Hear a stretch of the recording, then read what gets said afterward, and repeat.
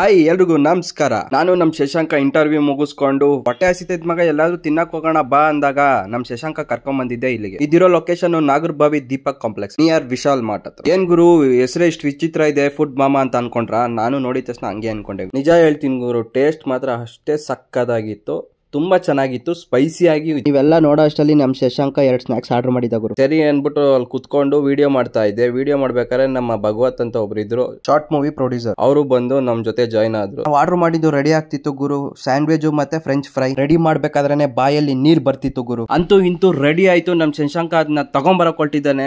ನೋಡಿ ಹೆಂಗ್ ತಗೊಂಡ್ಬರ್ತಿದ್ದಾನೆ. ಅಯ್ಯೋ ನನ್ ಬಾಯಲ್ಲಂತೂ ಸಖತ್ ನೀರ್ ಬರ್ತಿದೆ. ಫಸ್ಟ್ ತಿನ್ಬೇಕು ಅಂತ.